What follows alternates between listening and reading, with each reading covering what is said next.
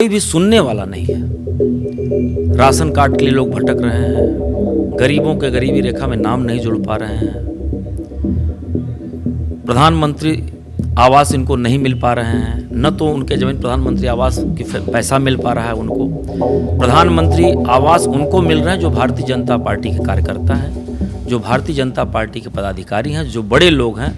आप गनियारी में प्रधानमंत्री आवास बने हो जाके देख लें, 40-40 लाख रुपए गाड़ियां वहाँ खड़ी हैं। संपत्ति जो भी देश की बनी है वो कांग्रेस पार्टी ने बनाया है। कांग्रेस पार्टी को उससे दर्द है और देश सबका है, देश की संपत्ति सबकी है।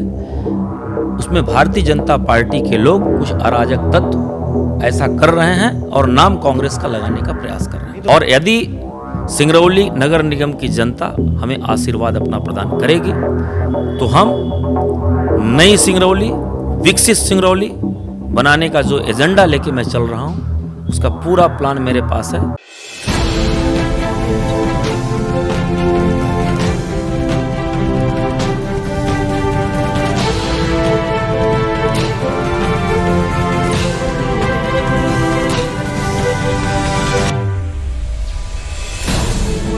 देखिए, मध्य प्रदेश में नगर निगम चुनाव का दौर चल रहा है और मध्य प्रदेश की दूसरे नंबर की सबसे धनाढ्य नगर निगम अगर कहा जाए किसी को तो वो है सिंगरौली। सिंगरौली में कोल माइंस हैं, साथ ही यहाँ पर विकास होता कितना है और कितनी लोगों की ऊपर जिम्मेदारियां होती हैं, इस विषय पे हम बात करेंगे। हमारे साथ मौजूद है सिंगरौली से कांग्रेस पार्टी के द्वारा उतारे गए प्रत्याशी श्री अरविंद सिंह जी चंदेल। सर, आपका बहुत बहुत स्वागत है आयुध में। सबको प्रणाम, नमस्कार। सर, सिंगरौली मध्य प्रदेश की दूसरी सबसे धनाढ्य नगर निगम, सर क्या कहना चाहेंगे कि जो मुद्दा है चुनाव का वो क्या रहेगा? आपके ऊपर से जीत का फॉर्मूला क्या रहेगा? देखिए, सिंगरौली में पिछले 20 वर्षों से भारतीय जनता पार्टी का विधायक है, भारतीय जनता पार्टी का सांसद है, भारतीय जनता पार्टी का महापौर है और पार्षद है बहुमत में।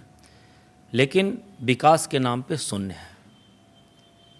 किसी भी क्षेत्र में आप देख लें, भ्रष्टाचार इतना ज़्यादा है, ख़ास तौर से जो भारतीय जनता पार्टी के भी प्रत्याशी हैं वो स्पीकर थे 5 सालों में और बीजेपी के मेयर थे, लेकिन 5 सालों में कोई काम इन्होंने नहीं किया। समूचे क्षेत्र की जनता त्राही त्राही कर रही है। न तो ड्रेनेज हैं, सड़कों की हालत आप देख रहे होंगे एकदम ख़त्म है। और सबसे बड़ा जो परेशानी है, यहाँ कोई भी सुनने वाला नहीं है। राशन कार्ड के लिए लोग भटक रहे हैं, गरीबों के गरीबी रेखा में नाम नहीं जुड़ पा रहे हैं,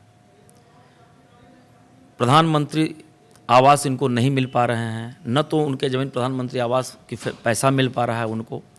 प्रधानमंत्री आवास उनको मिल रहे हैं जो भारतीय जनता पार्टी के कार्यकर्ता हैं, जो भारतीय जनता पार्टी के पदाधिकारी हैं, जो बड़े लोग हैं। आप गनियारी में प्रधानमंत्री आवास बने हो जाके देख लें, 40-40 लाख रुपए गाड़ियां वहाँ खड़ी हैं। कोई भी गरीब आपको वहाँ नहीं दिखेगा। भारतीय जनता पार्टी के विधायक और भारतीय जनता पार्टी की महापौर और विधायक और जो प्रत्याशी हैं, जो स्पीकर रहे हैं, तीनों लोगों ने मिलकर नगर निगम को लूटने का काम किया है, न कि कहीं विकसित करने का काम किया है। लेकिन यहाँ पर लोगों से बात की है तो लोगों से बात करने के बाद ये पता लगा कि 2009 से पहले कांग्रेस पार्टी के यहाँ पर महापौर थे, उस समय उतना काम नहीं हुआ जितना काम अभी हुआ है, लोगों का मानना ये। देखिए, जो भी वेश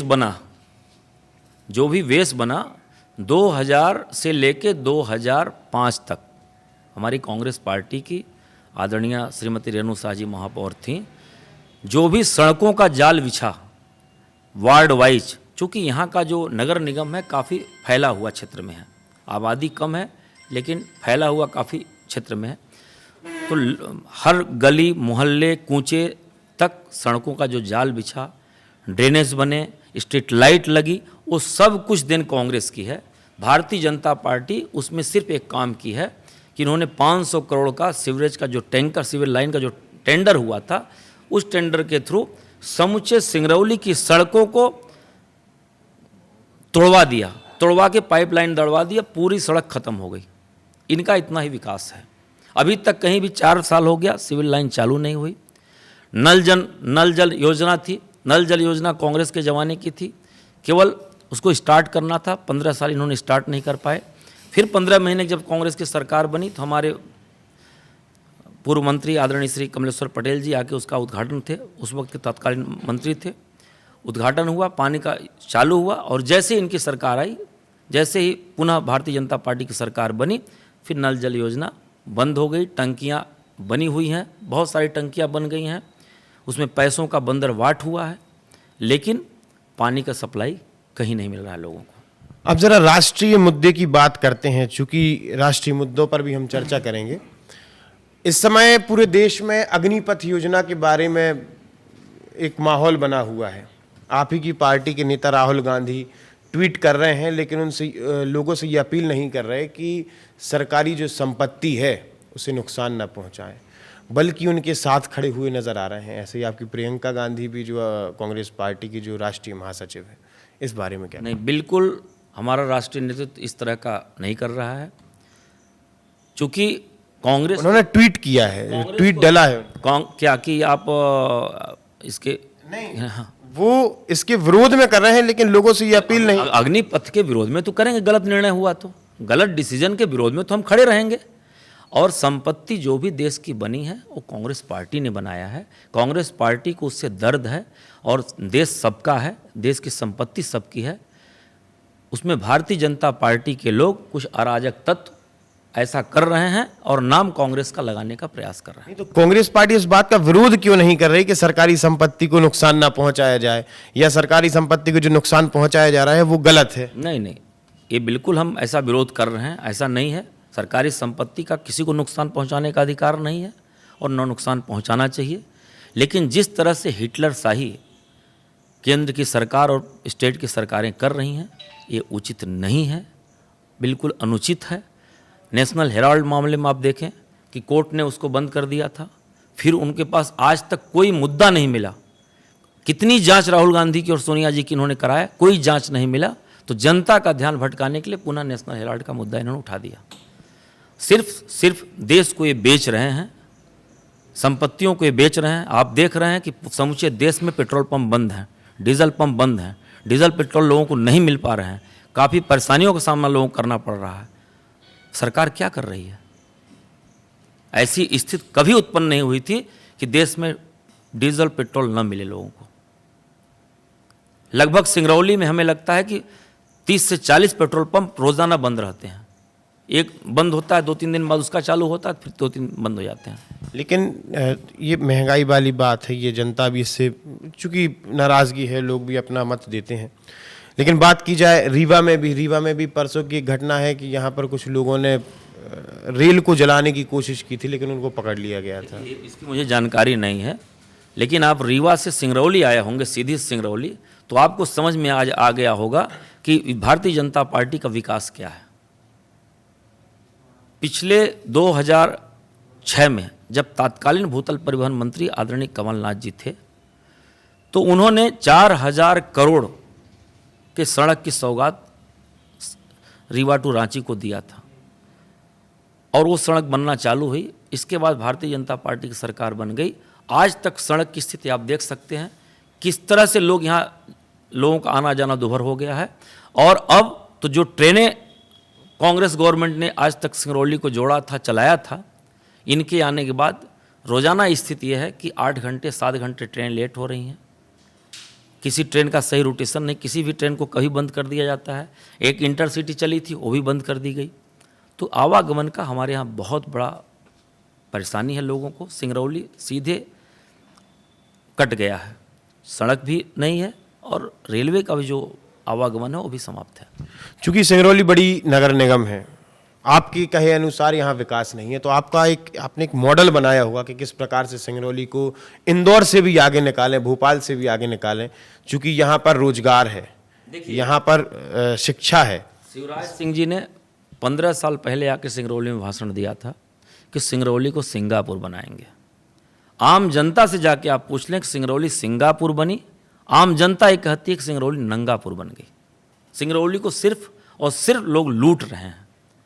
और यदि सिंगरौली नगर निगम की जनता हमें आशीर्वाद अपना प्रदान करेगी तो हम नई सिंगरौली, विकसित सिंगरौली बनाने का जो एजेंडा लेके मैं चल रहा हूँ उसका पूरा प्लान मेरे पास है। मैं 1-2 दिन में अपना संकल्प पत्र जारी कर रहा हूँ और इसको पूरी तरह से विकसित 4500 वार्डों को आदर्श वार्ड बनाने का मेरा परिकल्पना है। उस परिकल्पना को मैं पूरा करूँगा। और जो हमारे यहाँ इतना बड़ा राजस्व आता है, साथ ही साथ हमारे यहाँ जो NCL, NTPC की जो कंपनियाँ, जो CSR का मद है इनका, ये सब मद बाहर भेजे जा रहे हैं। मेरे बनने के बाद मेरा प्रयास रहेगा कि उन मदों का भी खर्चे हम नगर निगम क्षेत्र में ही उपयोग करें। साथ ही सबसे बड़ा मुद्दा यहाँ पे है प्रदूषण का। सिर्फ लोग यहाँ के राजस्व का दोहन तो किया जा रहा है, लेकिन जितने पेड़ कांग्रेस के ज़माने में लगे वो भी सब कटवा दिए गए। प्रदूषण का बहुत बड़ा मुद्दा है और हमें लगता है कि चूंकि टीवी मीडिया में चलता है तो लगता है दिल्ली में प्रदूषण ज़्यादा है। दिल्ली से 4 गुना ज़्यादा प्रदूषण यहाँ है। प्रदूषण मापक यंत्र यहाँ कमरों में लगाए गए हैं ताला बंद करके कि किसी को पता न चले। यदि सिंगरौली का मैं मेयर बनता हूँ और जनता आशीर्वाद देती है तो प्रदूषण यंत्र चौराहों पे लगेंगे और उसका सूचनांक चौराहों पता चलेगा लोगों को कि किस तरह का पॉल्यूशन है। अब आखिरी प्रश्न आपसे कि आपके सामने सबसे बड़ी चुनौती क्या है इस समय? हमारे सामने सबसे बड़ी चुनौती जो सिंगरौली का विकास 15 सालों से एकदम रुक सा गया है, उस सिंगरौली के विकास को पटरी पर लाने की है, सिंगरौली का समुचित विकास करने की है और नई सिंगरौली बनाने की है। वही चूंकि 15 दिन के लगभग चुनाव को बचे हैं, लोगों में कैसे आप भरोसा जगाएंगे कि हाँ? देखिए, मैं संगठनात्मक तौर पे बहुत मजबूत हूँ। यहाँ हमारा संगठन 4500 वार्ड में ज़बरदस्त काम कर रहा, चुनाव लड़ रहा है। चूँकि मेरा टिकट पहले फाइनल हो गया था, इसलिए हमारा चुनावी प्रचार एकदम पूरे पीक पे चल रहा है। हमें कहीं कोई प्रॉब्लम नहीं है। जैसे ही 22 को सैंबल अलॉट हो जाता है तो हमारे उसमें और गति आ जाएगी।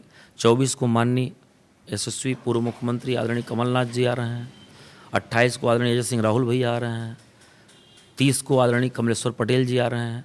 फिर प्रचार का सिलसिला बड़े जोरों से चल रहा है और इस बार सिंगरौली ने मन बना लिया है बदलाव का, और ये बदलाव हो के रहेगा और नगर निगम में नगर सरकार कांग्रेस की बनेगी और पूर्ण बहुमत के साथ हमारे पार्षद जीत के आ रहे हैं।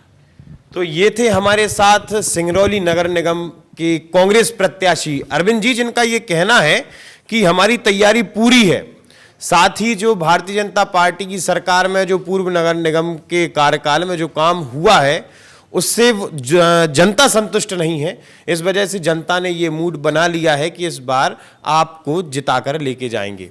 देखते रहिए, हमसे जुड़े रहिए आयुध के साथ। इसी प्रकार से हमारी जो आयुध यात्रा है, साथ ही आयुध यात्रा का हिस्सा बने रहिए और हमारे साथ जुड़े रहिए। बहुत बहुत धन्यवाद। लगातार जुड़े रहने के लिए आयुध को सब्सक्राइब जरूर करें।